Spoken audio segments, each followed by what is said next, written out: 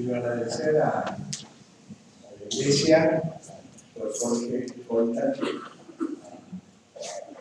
al pastor Sebastián Posadas, a todos los hermanos cuando me extendieron la invitación a venir.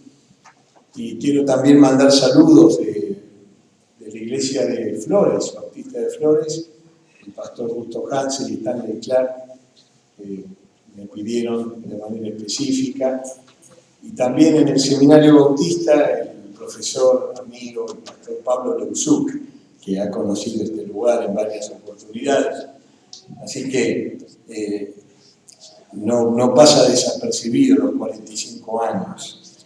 Ahora, la verdad que me pidieron siempre mucho tiempo para hablar, pero me sentí tan raro porque me dijeron que hable del futuro. Y justo ha coincidido con una persona que estoy acompañando desde hace unos meses que estudia y trabaja leyendo cartas natales. Y yo dije, coincidencia. Cuando me dijeron que hable del futuro, dije, me fue a la cabeza la carta natal y todas esas cosas. Y me senté en mi escritorio y vi unas cuantas Biblias y dije, qué lindas son estas Biblias. Qué lindas. Como decía un tiempito atrás, nos recordaba nuestro hermano Luis Palau, que en este momento está en Madrid y que no se cansa a pesar de sus 84 largos y sus enfermedades en curso. Dice, el Señor es mi ayudador. No temeré lo que me pueda hacer el hombre. Y como dijo, no te desampararé ni te dejaré. De manera que podemos decir confiadamente, gracias, Señor. Así que con esa promesa del futuro, yo quiero compartir con ustedes algunos conceptos que hacen a lo que tiene que ver con nuestra iglesia. Esta amada iglesia es una iglesia que marca. No se puede pasar gratis por esta iglesia, uno se lleva marcas. Después tiene que hacer el promedio de las marcas que se lleva. Pero gracias a Dios son marcas maravillosas que permiten mirar para un futuro maravilloso porque tenemos a nuestro Dios. Es imposible no recordar, hermanos, que hoy no están con el Señor, que han sido baluartes, fuertes, como decía nuestro querido hermano Daniel. Ahora, en la palabra de Dios yo quiero en poquitos minutos trabajar dos conceptos que ustedes recordarán.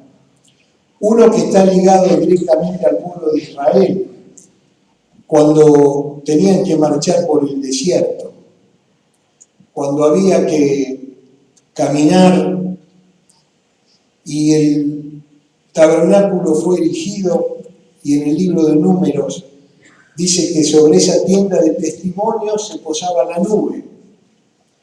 Y era la nube de gloria, que Moisés y más de 600.000 personas la tenían como referencia. Y dice la Biblia que al mandato de Jehová los hijos de Israel partían y acampaban.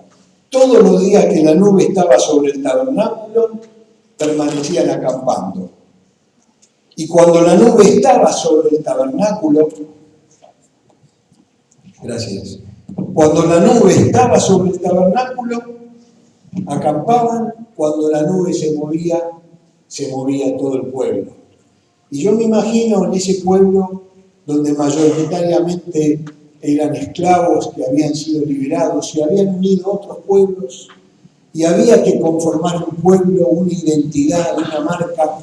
Era necesaria la presencia, era necesaria la unidad en torno a algo que era nada más ni nada menos que Dios allí moviéndose.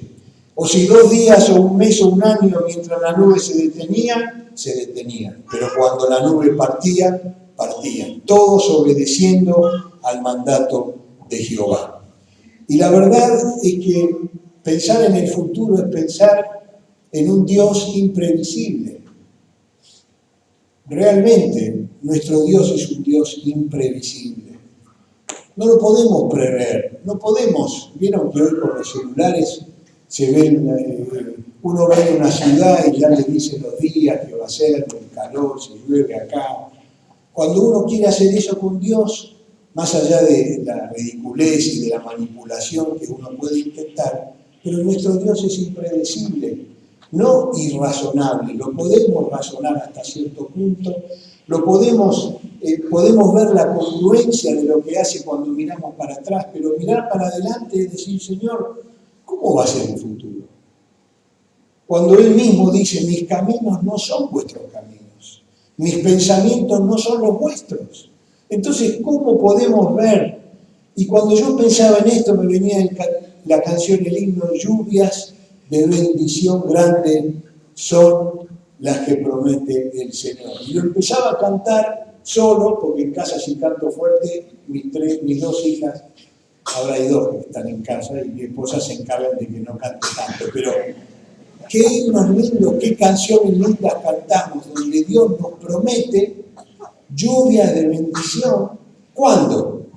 Cuando nosotros no caemos en fórmulas, cuando nosotros no caemos en métodos, porque nuestro Dios es un Dios impredecible, y si hay un método, ese método soy yo. Querido hermano, querido creyente, nosotros somos el método de Dios. Así como somos, débiles como somos, ni se nos ocurriría ir soberbios, porque Él resiste a los soberbios, pero da gracia a los humildes. Y cuando somos así con Él, somos su método, Él nos bendice y nos invita a relacionarnos guardando sus mandamientos. Si me amáis, dijo Jesús, guardad mis mandamientos. Él desea ser conocido. El futuro tiene que ser un futuro para conocerle más a Él, para conocer más su poder, sus virtudes. El pasado nos ayuda a ver la fidelidad de Dios, como decía Ezequiel. Cómo Él, a pesar de nuestras debilidades, y cómo su misericordia y fidelidad es tan grande.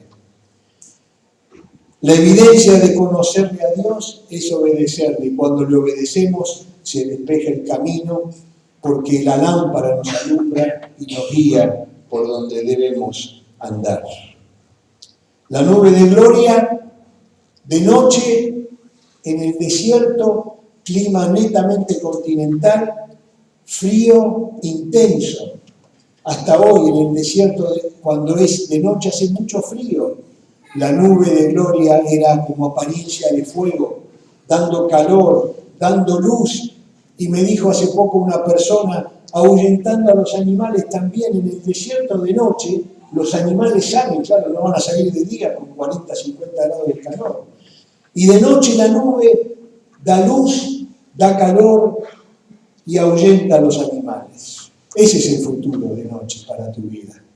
Y de día va a dar sombra, va a dar refresco y va a permitir que estés cómodo.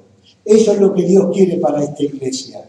Eso es lo que Dios quiere, que la presencia de Él acompañe en cada paso que se da, porque dice, mi casa será grande cuando seré grande yo en el corazón de ellos. Finalmente no es el templo.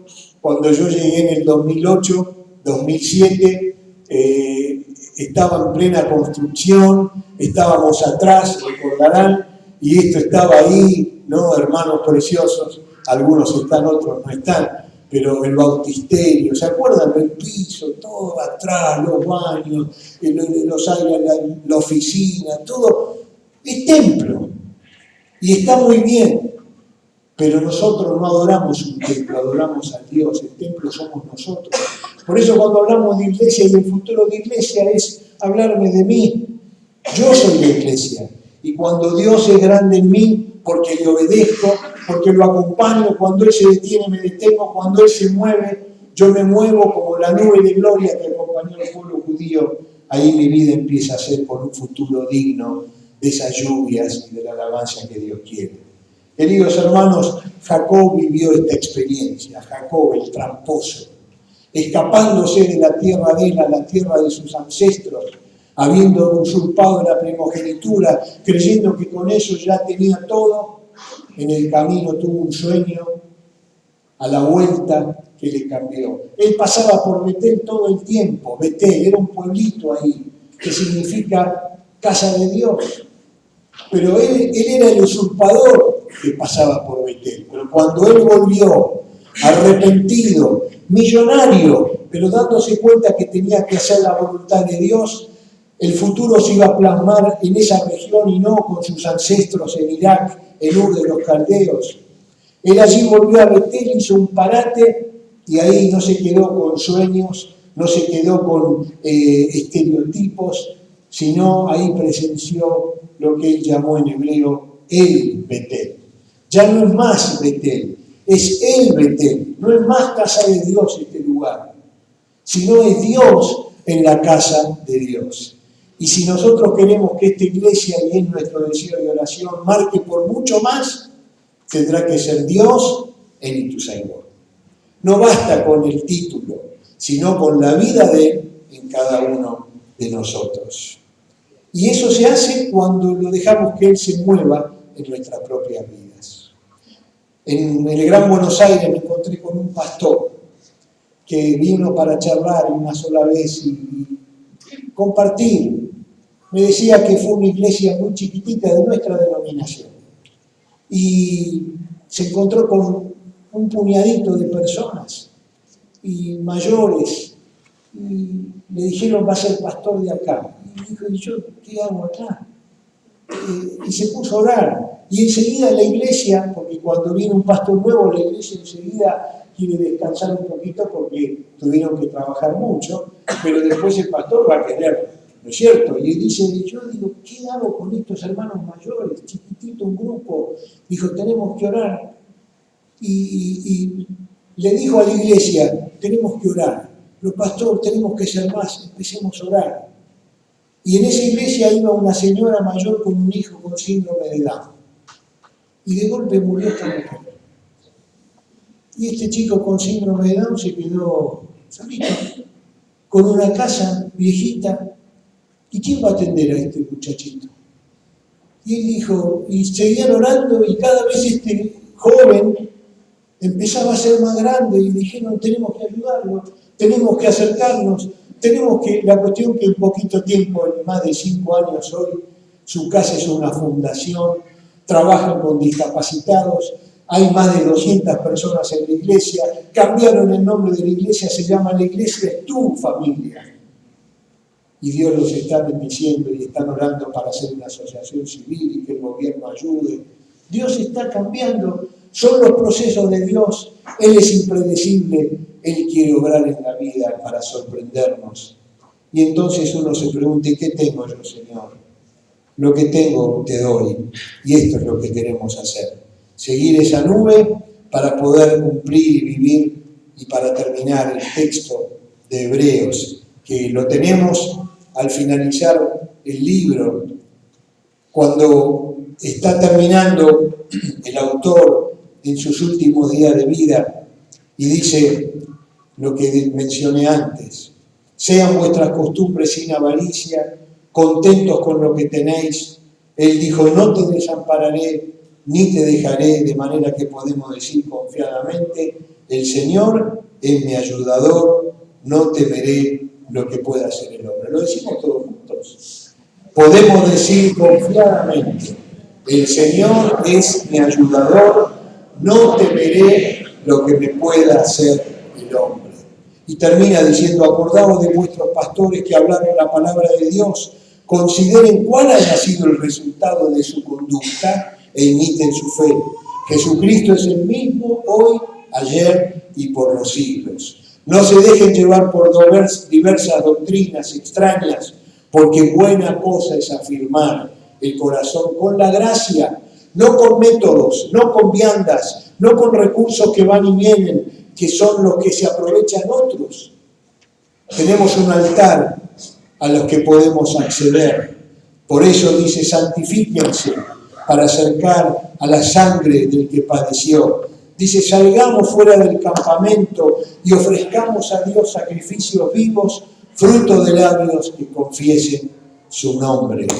Y para terminar, y el Dios de paz, que resucitó de los muertos a nuestro Señor Jesucristo, el gran pastor de las ovejas, por la sangre del pacto eterno, os haga aptos en toda buena obra para que hagáis su voluntad, haciendo Él en vosotros lo que es agradable delante de Él por Jesucristo, al cual sea la gloria por los siglos de los siglos. Amén. Dios de paz, Él va a vivir en la paz. El que quiere buscar camorra, guerra, discusión, el que no puede afuera y quiere hacer adentro, no va a tener lugar en el pueblo de Dios. En el futuro no va a prosperar esa persona, porque Dios es un Dios de paz. Porque en esa paz trabaja con poder. Poder, como dice aquí, que tiene que ver con la sangre de un pacto que es eterno. Qué bendición es que cuando uno se entrega a Cristo, cuando uno se da cuenta de su miseria y le dice, Señor, quiero que seas en mi vida mi pastor, yo soy una oveja quebrada. Ese pacto eterno se escribe y dice que se escribe y no se borra jamás. ¡Qué bendición! Ese pacto eterno es el que te hace apto. No te hace apto tu título, no te hace apto tu apellido, no te hace apto tu simpatía, tu seducción o tus recursos. Te hace apto la gracia de Dios, llenándote con el Espíritu Santo para que tu vida sea la que honre a nuestro Dios. Y por eso quiero terminar con la oración que hizo delante del pueblo el rey, cuando dijo, Señor, que tus ojos estén abiertos de día y de noche sobre este hogar, sobre esta iglesia, que soy yo, que somos todos nosotros. ¿Amén? Amén. El futuro está escrito, lo tenemos que vivir conforme a su voluntad. Amén.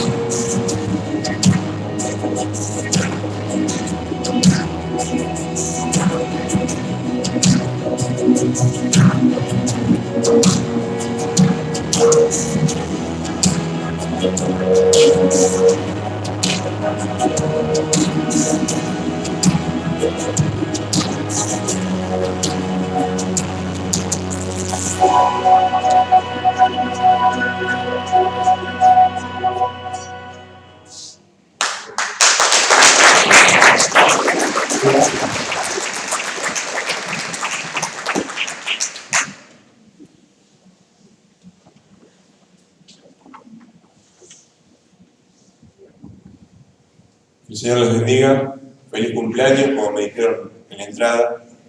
Es en enero, dije. No, es para la iglesia. Feliz aniversario. El Señor les bendiga. Y realmente, siguiendo un poco la metáfora que usaba bíblica el pastor Miguel,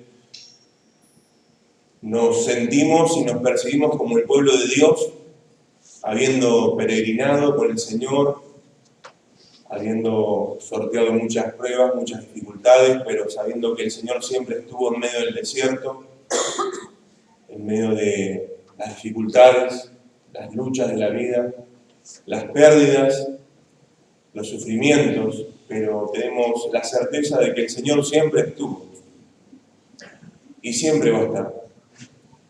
Y hace un rato preguntaban quién tenía 45 años. Y yo quisiera preguntar si hay algún matrimonio aquí que tenga 45 años de casados. Ahí tenemos uno, tenemos dos, 52.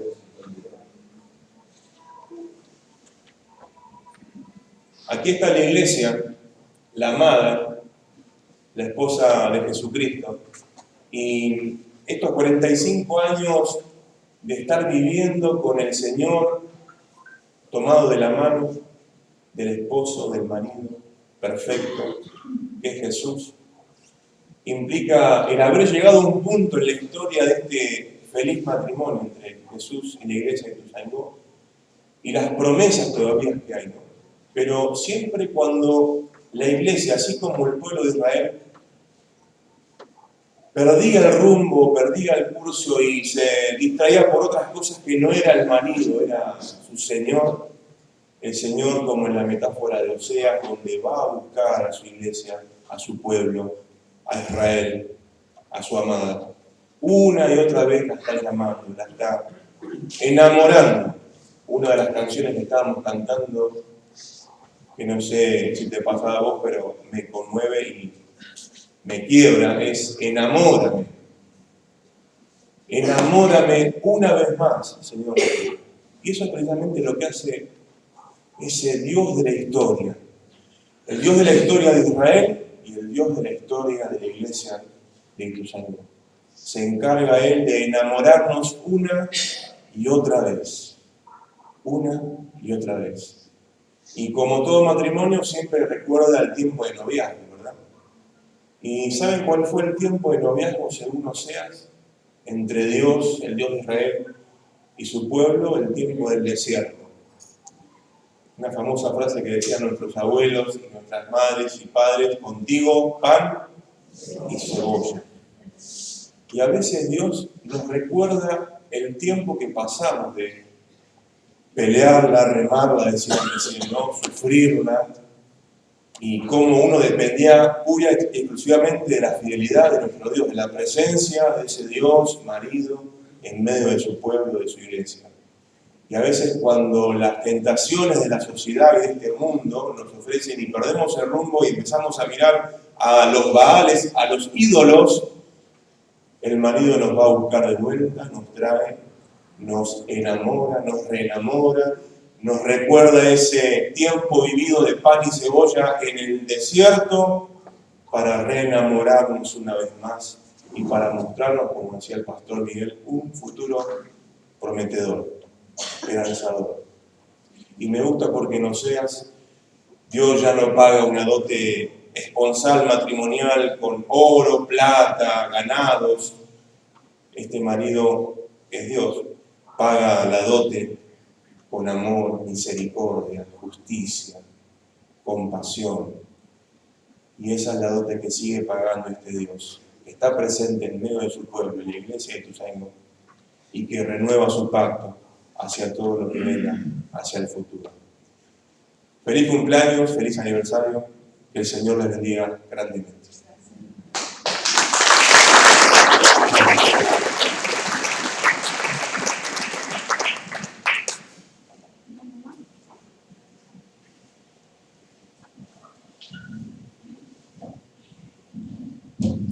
Bueno, queremos terminar cantando. ¿Qué les parece?